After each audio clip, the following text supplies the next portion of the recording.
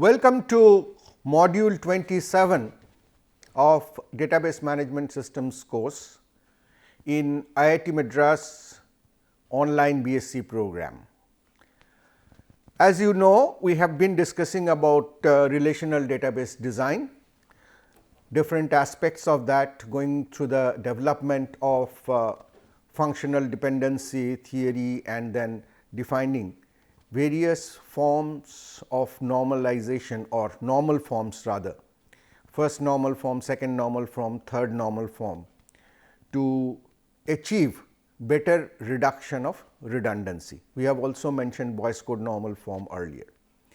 So, just to quickly recap, first normal form is one where all attributes are atomic.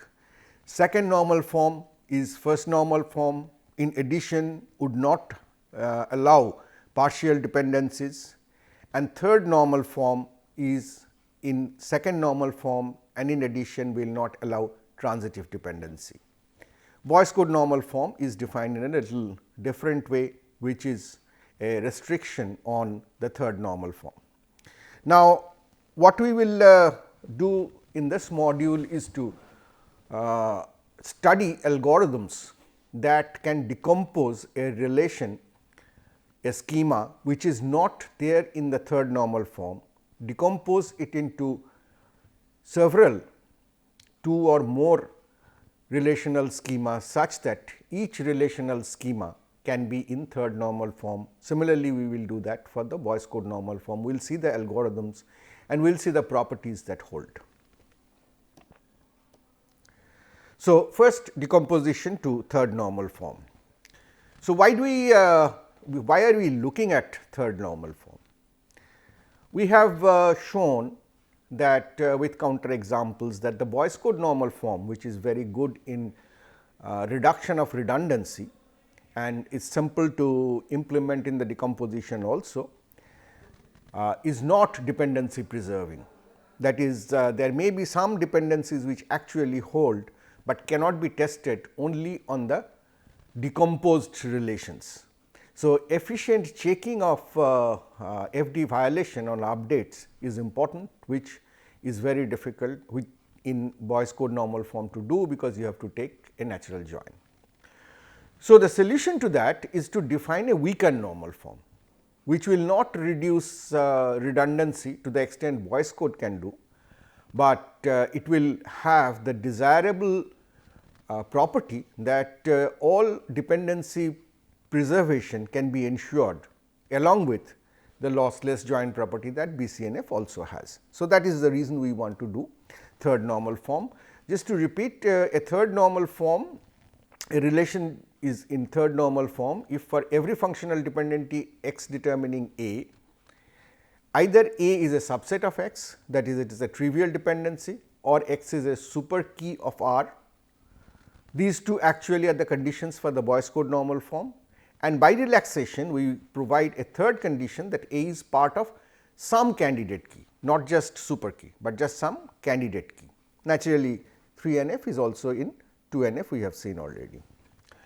Before we go into discussing how to decompose a relation, let us see, can we check if a given relational schema is already in third normal form or not. So, the problem in this is, first is we need to check that the whole of the closure set of functional dependencies, that is a whole set of closure set of functional dependencies is the problem. So, fortunately, we do not need to check on F plus, it is enough to check on F. We can use attribute closure to check for each dependency alpha determining beta if alpha is a super key. This part is easy. If alpha is not a super key, then we have to verify that each attribute in beta is contained in some candidate key. This particular test is very expensive, because you have to consider all candidate keys that are possible, and that could be really large, and it has been proven that testing for third normal form is NP hard. If you remember your algorithms course, you will know that there is a class of problems known as NP-hard problems, for which there is no polynomial time known algorithm to solve the problem. So, certainly that is not a testing for 3NF is not a solution, but fortunately we can decompose a relation into third normal form in polynomial time, and that is what we are going to learn here. So, the algorithm is very simple. Given a relation R and a set of functional dependencies F, we want to decompose R into n number of smaller relations Ri's. Right. Now, how will you do that? We will first eliminate redundant functional dependencies, rather I should say that we will compute the canonical cover. We have seen how to do that, that is not difficult. So, that will be kind of a minimal representation of the set of functional dependencies, and for each functional dependency in the minimal cover, in the canonical cover FC, let us say if there is a functional dependency x determines y, then we will create a relation, decomposed relation x y, that is take the union of attributes in x, take the union of attribute with the attributes of y and create a new relational scheme Ri. And in this way, as many functional dependencies are there in the canonical cover, we will get those many decomposed relations. If the key of the relation, key k of the relation does not occur as a subset of any of these Ri's, then we will add one more relation which is k. Right. So, three simple steps: canonical cover, take every dependency, take union of left and right hand side, make it a schema, check if there is any of these which covers k, the key. If it does not, then include k also. There is a proof, of course, which we are not going into. You can easily do that, it is not difficult to do, that this will be in each and every decomposed relation created in this way will be in third normal form. Okay.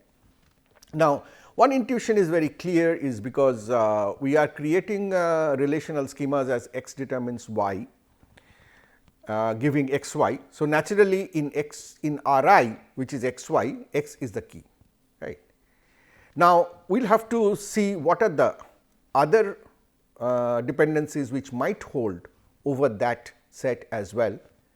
Now, since it is minimal, naturally there will be only one dependency with x on the left hand side. Now, I will not go through each and every step of this, because it is not so easy to understand on the readout, but this is exactly as I have intuitively explained. This is the actual pseudo coded algorithm for doing the decomposition into third normal form using the same strategy. So, initially you are computing the minimal cover, checking for the candidate key and removing, in the process removing the redundant relations, and finally you generate the R1, R2, Ri, the different schemas corresponding to the different functional dependencies that have been retained in the canonical cover. So, upon decomposition what you will have is that each relational schema in Ri is in third normal form, which is easy to see, but most importantly this decomposition is dependency preserving and also lossless join. It is dependency preserving is also easy to see, because you have created a schema for each and every functional dependency in the minimal cover. So, each and every functional dependency in the minimal cover will be checked, can be checked in the corresponding decomposed relation. So, if all functional dependencies can be checked, then naturally their closure set, the closure set of the minimal cover, which is the closure set of F, can also be checked.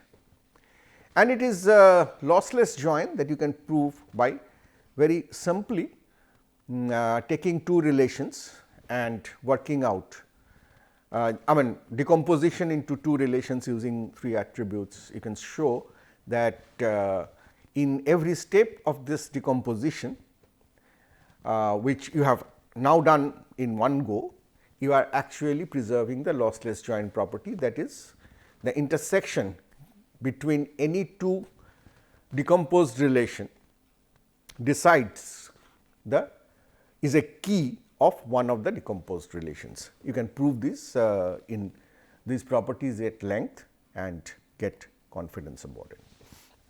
I will quickly take some examples. Say there is a relational schema customer banker branch which has customer ID, employee ID, branch name and type. Obviously, customer ID and employee ID together is the key. What are the functional dependencies? Customer ID and employee ID will obviously decide the branch name and type. Then employee ID, employee works in one branch only. So, employee ID will decide the branch name, and the customer, if he goes to a particular branch, given the customer, the employee ID is given, that is. So, this employee is kind of the relationship manager for the customer, who kind of caters to the customer on behalf of the bank. So, if I know the branch the customer goes to, then the customer has a fixed employee who caters to it. So, given this, we can first compute a canonical cover, and you can see very easily that branch name is an extraneous attribute. Why is it extraneous? Because employee ID determines branch name. So, you do not need to include it here, you have employee ID on the left hand side. So, you remove that and you get a simple cover, which are these three functional dependencies. Once you have got that, then the loop will generate. I should have also given the functional dependencies here. So, you will just have to remember it is customer ID, employee ID determining type, employee ID determining branch name, and customer ID branch name determining employee ID. Right. So, what we will do for each of these, we will take the union on the left and right hand side, and these are the corresponding three relations that we get for the schema. Right. The keys are marked, which are easy. Now, you have in the third, if you look in the first decomposed relation, you will observe that customer ID and employee ID are the keys for the original relation, and that is contained in this component. So, we do not need to add customer ID, employee ID as a separate decomposed relational schema. So, no further schema need to be added. You also make another observation that if you look into second and third, second actually is a subset of the third, right. It is actually a subset of the third. So, if we have that, then naturally we will keep this and we do not need this, because in any case we will have all that information. So, with this we finally get a 3NF schema, which is customer ID, employee ID type, and customer ID branch name, employee ID, right. So, this is the process through which it goes, and mind you, this is not impacted by the order in which you process the FDs. Whatever is the order, you will get the same result for this from this minimal set.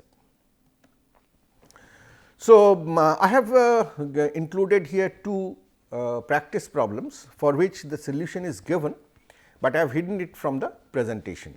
So, that when you look at the presentation slides, you will find the solution in the next slide, but I am not showing it here.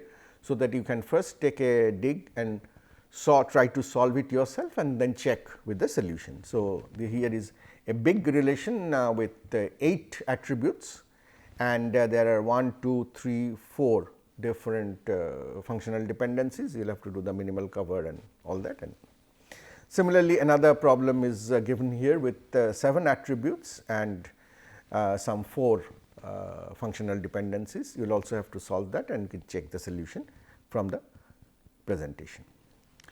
And finally, here are some more practice problems for which the solution is not given in the presentation, but you should compute all keys for every relation, compute the canonical cover, using the canonical cover, use the 3NF that is decomposition algorithm to obtain a lossless join and dependency preserving decomposition. And since it is 3NF, you know it will have redundancy because it is weaker than BCNF. So, after you have done the design, you will have to comment on does your schema allow redundancy, and if it does, then you should create at least one example showing that where the redundancy is coming from. Right? Okay. So, that was about decomposing into third normal form. Let us move into the Boyce code normal form. We have talked about Boyce code normal form several times already, but just formally speaking what the decomposition issues are. So, this is the definition of the Boyce code normal form, where every functional dependency alpha determining beta is either trivial or has a left hand side alpha, which is a super key for R. Very simple definition. Now, again the same question as of 3NF, can you check if a relational schema is already in Boyce code normal form? Now, so what you will have to check that whether a trivial dependency is obviously trivial to check, but if there is a non-trivial dependency alpha determines beta, whether it causes a violation of BCNF. How do you do that? You can compute alpha plus the closure of the attributes and verify that alpha plus is equal to R, because it has to be the super key. Right? Now, you can do some simplification to check if a relational schema is in BCNF. It is enough to check only the dependencies in the given set F. You do not have to check for the entire F plus. If there is no BCNF violation for the dependencies in F, there will not be any violation for the dependencies that get included in the closure set. This is, I mean, you can think and get convinced about it, otherwise you can look up for the proof. But when you are doing the simplified test using only F, if you are testing a decomposed relation to be in BCNF.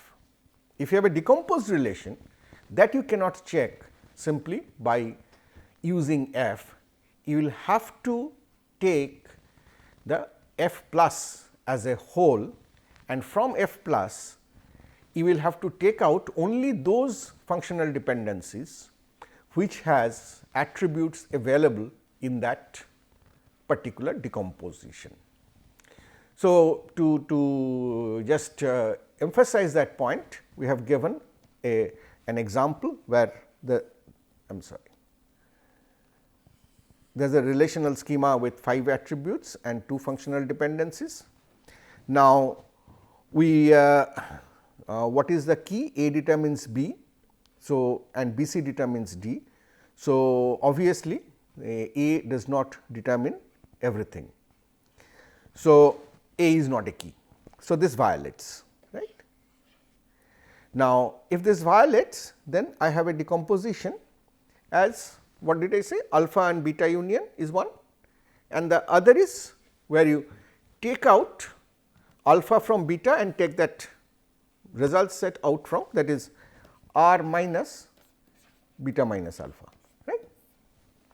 So, if you do that here, you get one which is A B, the other is if you do beta minus alpha, you get only B. So, from A B C D E you take out B and you get this, right. Now, if you try to check the functional dependencies in F on these decomposed relation, you will see that okay, A B is satisfied on R 1. B C D is not covered by any of the 2 decompositions.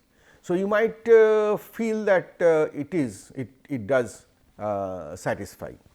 So, you might be driven to think that this second decomposition is also in BCNF, but that is not true, because what you can have is since A determines B, you can have AC determines BC and BC determines D. So, AC determines D, right.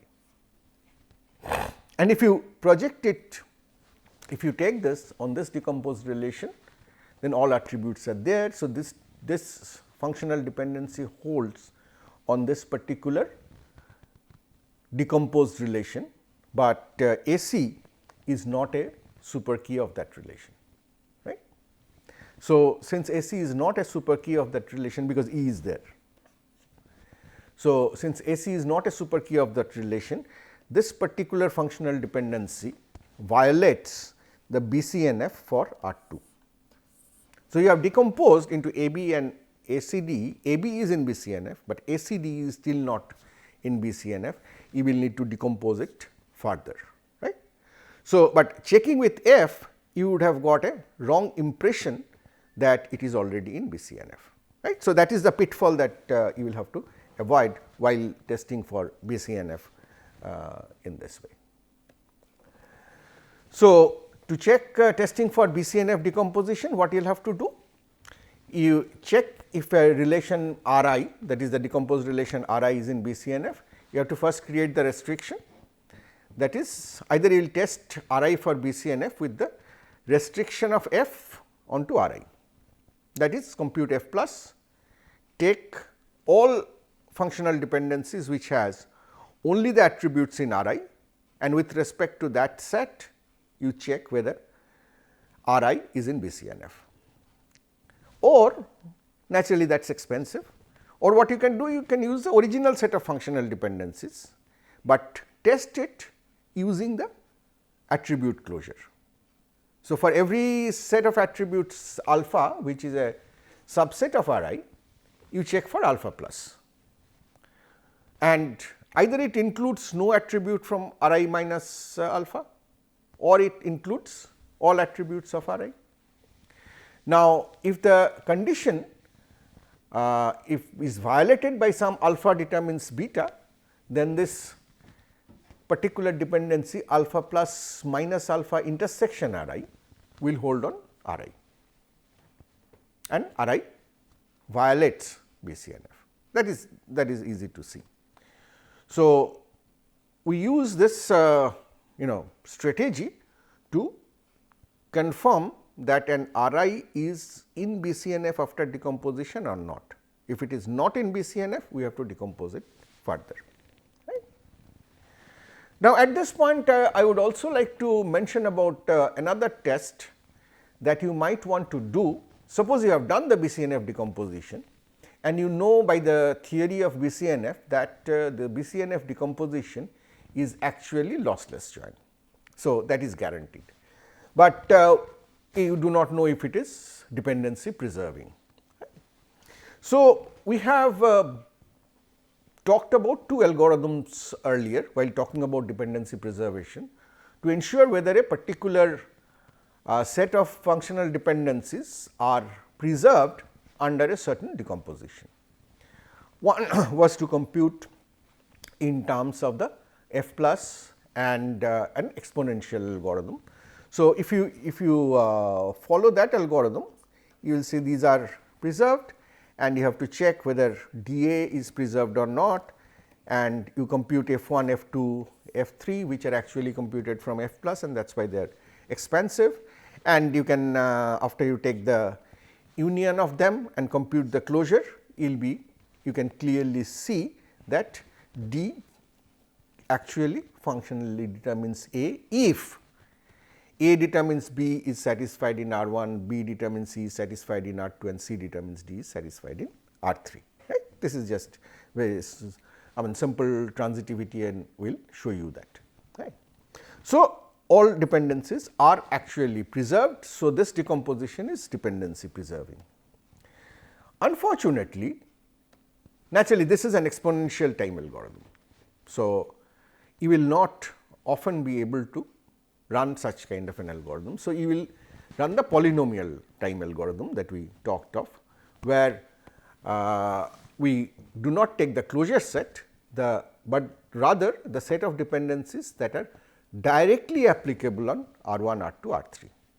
In a majority of cases, this will give you correct result, but in this case, because there is a cyclic dependency, A determines B, B determines C, C determines A, D determines A, and bicycle D determines B, D determines C, all these come up. But when you take 3 individually and do not take the closure, you will not be able to see this fact.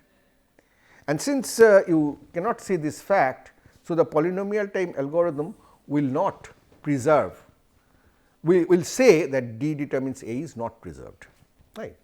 So, what it means is the polynomial time algorithm is somewhat conservative in the way that it will not give you a false positive, which means that if a decomposition is not dependency preserving, it will never give you that it is dependency preserving, but it can give you a false negative, that it says that it is not dependency preserving, but even then it may actually be dependency preserving. The exponential algorithm will always give you the correct answer, but it is exponential. So, that is the trade-off. Most often we may not need to use it, or maybe the polynomial time algorithm itself will always give you the truth results, but this is the difference that you will have to keep in mind in terms of the testing algorithm. So, we have basically talked about 3 tests. One is testing for BCNF of the original relation, testing of BCNF for the decomposed relations, and testing of functional dependency preservation of a BCNF decomposition. Now, the algorithm we had discussed earlier too, it is very simple. If A determines B in F plus violates the BCNF condition, then you create one relation which is A union B, and the other relation says this by construction satisfies the lossless join property, and then you will have to, this is in BCNF or this is in BCNF, you will have to check each one of them and do this whole process of, as we have discussed, checking for BCNF for decomposed relations, and if any one is not, then you will have to decompose that relation again. So, here is the algorithm put in pseudocode terms, you can go through that and understand it in detail. So, a very simple another example is A determines B, B determines C, the key is A. So, B determines C is not in BCNF. So, you will decompose it as BC, and after you have done that, the other decomposition would be AB, which is obvious. Here is another example worked out for class and course ID and so on, which you can work through and understand for yourself. It is pretty simple, but I have included just so that you can get more and more familiar. So, this is the workout of this example. Now, here is I think we mentioned it earlier also, here is just an example of a BCNF decomposition that does not preserve the dependencies. So, you can see that there are 3 attributes and 2 functional dependencies. There are 2 candidate keys J k and J L. So, R is not in BCNF, and you will decompose R. As you decompose R, naturally this functional dependency, which has all the attributes, will not occur in any of the decomposed relations, right. So, therefore, this decomposed BCNF form will not support the preservation of the dependency, and therefore, to check for this particular functional dependency, we will always need to do an expensive join, right. And there are several cases that and that, as I said, is a motivation for using 3NF. We have also included some practice problems, further practice problems for you, so that you can work them out and get confident about BCNF decomposition. Finally, just to summarize where we stand in terms of decomposition, what we have learned is it is always possible to decompose a relation into a set of relations that are 3NF, such that decomposition is lossless and dependencies are preserved, but the catch being that you have some redundancy, more redundancy left. And the other that we have learned, it is always possible to decompose a relation into a set of relations that are in Boyce code normal form. That decomposition is also lossless, but it may not preserve all the dependencies. So, here is just a comparison of the two normal forms. So, in 3NF you have a focus on the primary key, BCNF works with candidate key. BCNF have 0 redundancy with respect to the scope that we are looking at with respect to the functional dependencies, but 3NF will have some redundancy compared to BCNF. 3NF preserves dependencies, all dependencies, BCNF may or may not. And dependency X determines Y is allowed in 3NF if X is a super key or Y is part of some key. See, this OR part is important for 3NF, which is the relaxation, just remember that, whereas in BCNF it will have to be a super key. So, that is the comparative scenario of 3NF and BCNF. With this, we come to the close of this module. Thank you very much for your attention. We will meet in the next module and continue further.